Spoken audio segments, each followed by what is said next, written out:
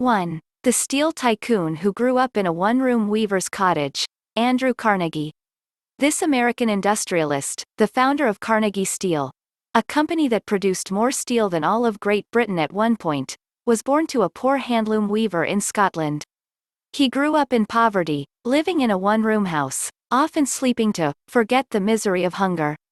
To fight starvation, his family migrated to the U.S.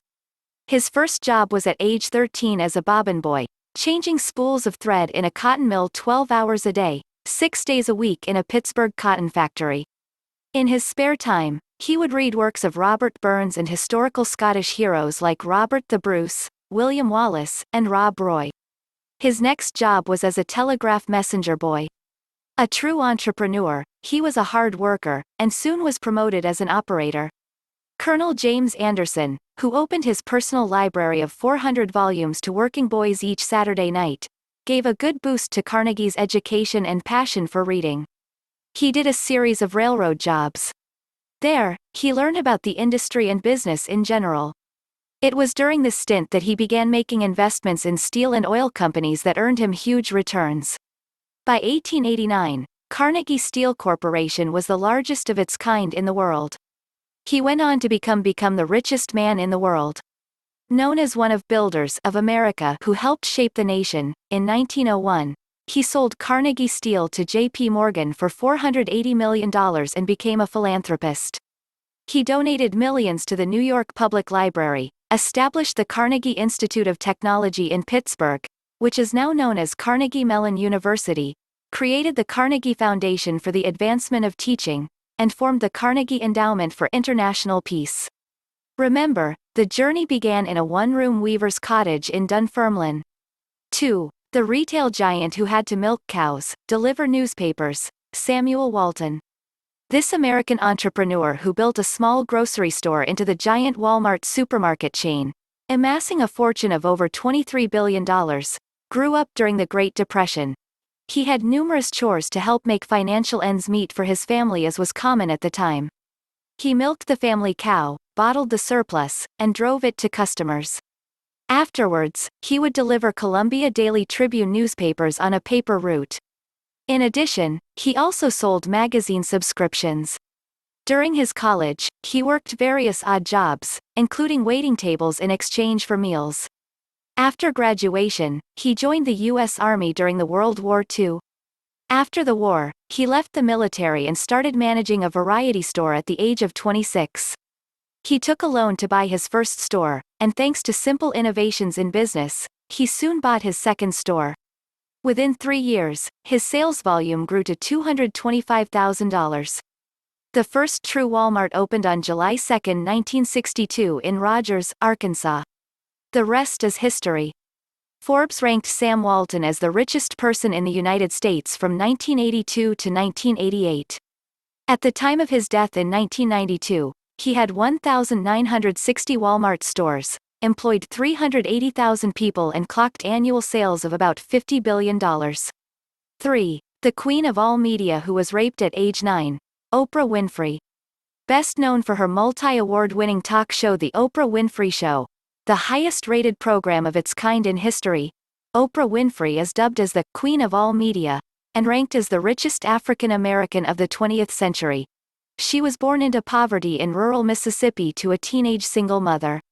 She was later raised in an inner-city Milwaukee neighborhood. She has often spoken about the hardships she experienced during childhood, saying she was raped at age 9 and at 13, after suffering years of abuse, she ran away from home. She became pregnant at 14. Her son, she said, died in infancy. While in high school, she landed a job in radio and began co-anchoring the local evening news at the age of 19.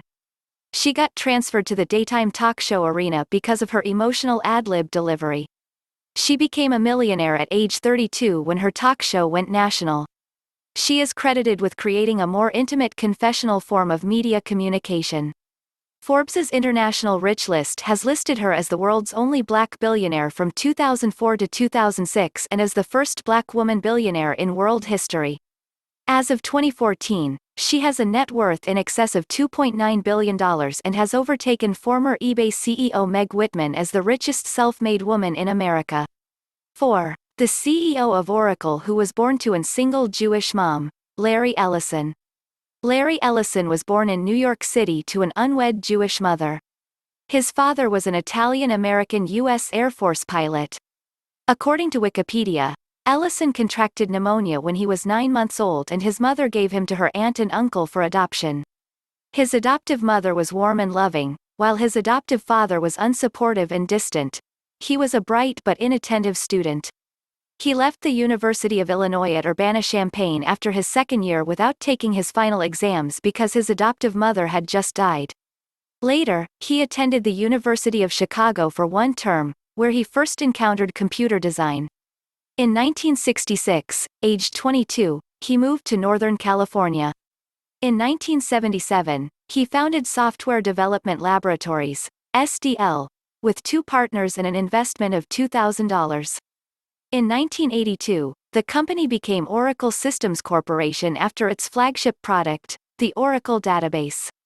Currently, Ellison owns stakes in Salesforce.com, NetSuite, Quark Biotechnology Inc. and Astix Pharmaceuticals.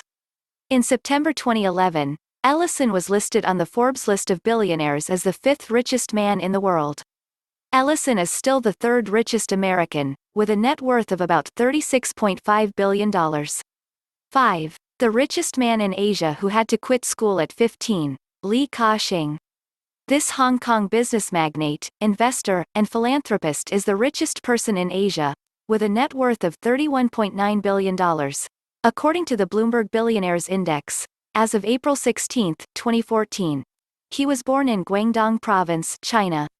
After his father's death, he was forced to leave school to support his family before he turned 15. He found work at a plastics trading company where he labored 16 hours a day. After years of back-breaking work, he was able to start his own company, Chung Kong Industries. According to a Harvard Business School article, from his humble beginnings in China as a teacher's son, a refugee, and later as a salesman, Li provides a lesson in integrity and adaptability. Through hard work, and a reputation for remaining true to his internal moral compass, he was able to build a business empire that includes banking, construction, real estate, plastics, cellular phones, satellite television, cement production, retail outlets, pharmacies and supermarkets, hotels, domestic transportation, SkyTrain, airports, electric power, steel production, ports, and shipping. Today, Li's businesses cover almost every facet of life in Hong Kong, from electricity to telecommunications, from real estate to retail, from shipping to the internet.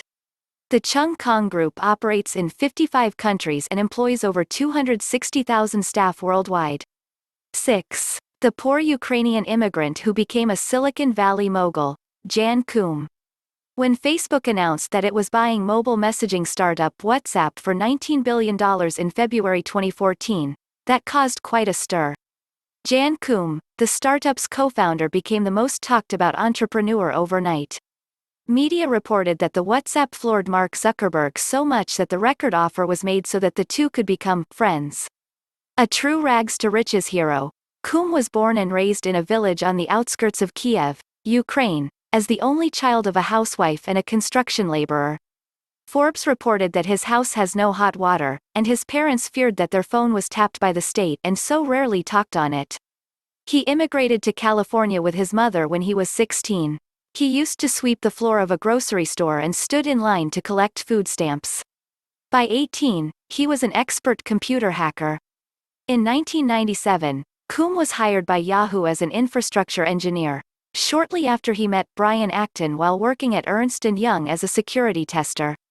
In January 2009, Koum bought an iPhone and realized that it would spawn a whole new industry of apps. On his birthday, February 24, 2009, he incorporated WhatsApp Inc. in California. 7. The polyester prince who sold bhajia at village fairs, Mukesh Ambani. India too has its share of rags to riches heroes. And Mukesh Ambani is one of the best known among them. This founder of Reliance Industries was one of the 3 sons of Harachanbai, a school teacher, and Jamanaben.